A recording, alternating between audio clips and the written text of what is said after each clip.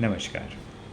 मैं हूं astro numerologist उत्तम दवे और त्रिदेव त्रियंबा ज्योतिष और रेमेडीज़ में आपका स्वागत है। हमारा आज का सवाल ये है, अगेन ये जो सवाल है मुझे बहुत बहुत सारे मेरे जो क्लाइंट्स हैं वो उन्होंने मुझे पूछा था ये सवाल। तो सवाल ये है कि कैसे पता चलेगा कि कोई भी कंसल्टेंसी वो काम कर रही है कि नहीं। ठीक है, क्योंकि कुछ एस्ट्रोलॉजर्स कहते हैं ये काम आपका 2 साल के बाद होगा, कोई कहता है 1 साल के बाद होगा, कोई कहता है कि 3 साल के बाद होगा। तो उतना तो हम लोग वेट नहीं कर सकते हैं ये देखने के लिए भी कि काम हो रहा है कि नहीं। तो मैं आपको एक सरल तरीका बता रहा हूँ कि आपने कंसल्टेशन शुरू की, उसके बाद आपको एक डायरी रखनी है या एक नोटबुक रखना है और उसमें आपको डेट ऑफ कंसल्टेंसी लिखना है और उसके बाद आपको कॉन्स्टेंटली एक हैबिट बनानी है कि वो डायरी मेंटेन करनी है। अगर आपके जीवन में कुछ सकारात्मक बदलाव आ रहे हैं, भले ही वो बहुत ही छोटे से बदलाव हो, तो आपको डायरी में लिखना है।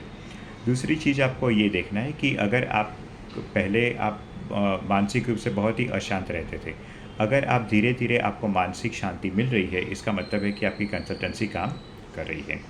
तीसरा चीज़ ये है कि अगर आप पहले बहुत ही दुखी थे और अब धीरे धीरे आप खुश रहने लगे हैं, इट मीन्स कि कंसल्टेंसी आपकी काम कर रही है। और उसके बाद आपको ये देखना है कि आर्थिक रूप से अगर आप कमज़ोर थे या आर्थिक आपकी जो समस्या है वो दूर हो रही है कि नहीं, तो उसके लिए भी आपको देखना पड़ेगा कि आपकी जो आय है, आपकी जो इनकम है, उसमें थोड़ी बहुत वृद्धि हो रही है या नहीं। ऐसा नहीं हो सकता कि आज आपकी इनकम 10,000 है तो एक हफ्ते के बाद आपकी इनकम 20,000 हो जाएगी, वैसा पॉसिबल भी नहीं है। ठीक है, इसलिए वो आप कोशिश नहीं कीजिए और ऐसा सोचिए भी मत कि एक हफ्ते के अंदर आपका सारा काम हो जाएगा, वो कभी नहीं होता है। ठीक है, तो वो चीज़ आप छोड़ दीजिए।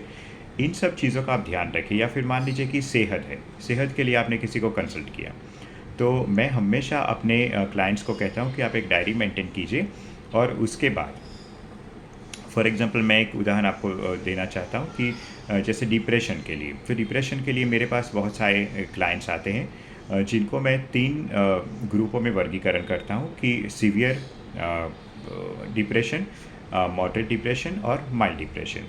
हाँ, सीवियर डिप्रेशन के वक्त तो मैं पहले उनको साइकेट्रिस्ट के पास भेज देता हूँ और उसके बाद वो मेरे पास कंसल्टेशन के लिए आते हैं, सीबीटी के लिए आते हैं। तो मैं उनका वर्गीकरण करता हूँ सीवियर, मॉडरेट और माइल्ड। और फिर मैं इनको कहता हूँ कि आप खुद एक एनालिसिस कीजिए कि आपका जो डिप्रेशन है वो धीरे धीरे कम हो रहा है या नहीं। उसके लिए उनको एक अपनी हेल्थ डायरी मेंटेन करनी पड़ती है और उसमें वो लोग देखेंगे कि एक दिन में, पहले मान लीजिए कि एक दिन में खुशी का मौका 1 आता था और दुख का मौका 20 आता था। तो रहते रहते ऐसे होना चाहिए कि दुख के मौके कम होते जाने चाहिए और सुख के मौके बढ़ते रहने चाहिए। इट मीन्स कि मेरी कंसल्टेंसी काम कर रही है और आपको वो भरोसा हो जाएगा। तो इस तरीके से मेरी जो कंसल्टेंसी है वो बहुत ही साइंटिफिक है। साथ ही साथ में मैं हमेशा ये एक इवैल्यूएशन डायरी अपने क्लाइंट्स को मेंटेन करने के लिए कहता हूँ, ताकि आप खुद भी जान पाए कि कहाँ पे आपका प्रोग्रेस हो रहा है और आपको और कितना आगे जाना है। नमस्कार।